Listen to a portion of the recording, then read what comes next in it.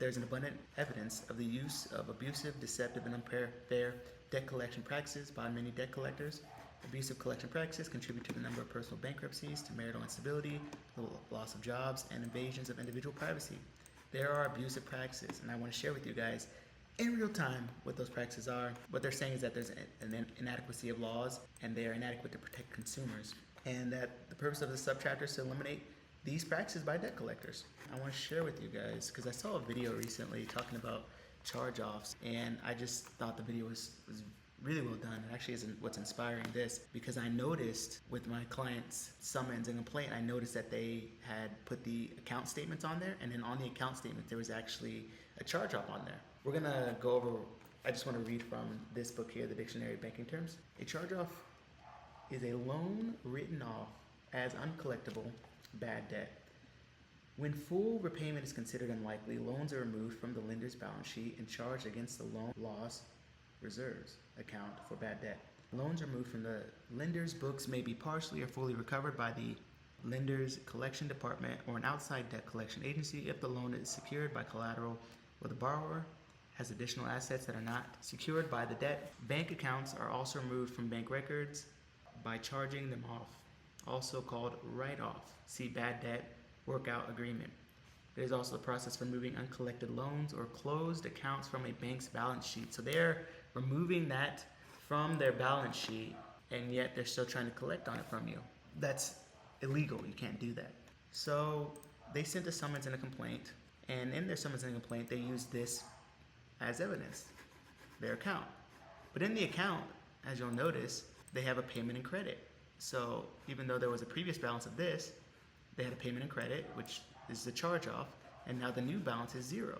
So they're using the courts to collect they're using the courts to collect this amount, even though the new balance is zero. That's fraud. They use this as evidence. Again, some of these lawyers are not very smart. They're just using procedure, and you have to be able to call them out on it. Again, here's this internal charge off, and here's the amount that was charged off, and so what is due is zero. They are supposed to give you a 1099-C, meaning that now you owe the taxes for it, but at least they're doing it by the law. They're supposed to do a 1099-C for it.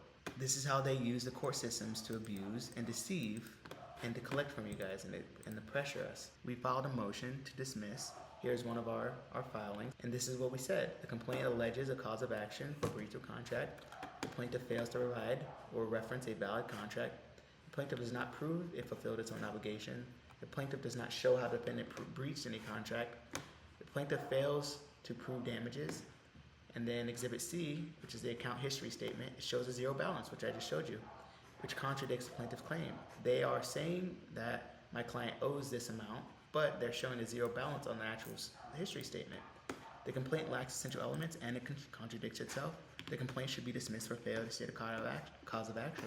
They're not following the law. They're just abusing the law, really. They're abusing our ignorance of the law, really. They try to pressure again because they like to use abusive, deceptive, unfair debt collection practices, which is when they use the court systems to try to pressure you into debt or pressure you into paying the debt or the alleged debt. And how do you know that? Because anytime you see this down here, if you see this this communication is from a debt collector, this is an attempt to collect a debt and any information obtained will be used for that purpose. If you see that statement, they have to write that if they are a debt collector. So if it's a debt collector using the court system to pressure you into settling with them, bad news bears. You're going to get state laws there. We objected to it. The plaintiff's first set of interrogatories, as if we're going to play this game with you. And then we objected to it and used that paper as evidence, saying, look what they're doing. The plaintiff is attempting to serve discovery material without perfecting service. The objection is made to preserve the record and make clear that we are not waiving any jurisdictional defenses. And it shows that they are trying to pressure us. Why is this a problem legally? Using a $0 charge-off statement as evidence contradicts their claim that the debt is still owed. It may mislead the court or the consumer, which is a potential FDCPA violation for false or deceptive practices. The debt was charged off. It's not an active account, and they should be trying to collect without further proof of reassignment or ownership. And every state requires a right to cure notice. I believe every state. You'll have to double check on that. Before, at least in my state, it does. before suing on a consumer debt, and there's no evidence of that in this. So the charge-off debt is not the same as a forgiven debt, but creditors cannot say that it's both closed and active at the same time. So if they're reporting that it's a charge-off on your account and that you're not paying it, and yet they've charged it off, they're committing fraud.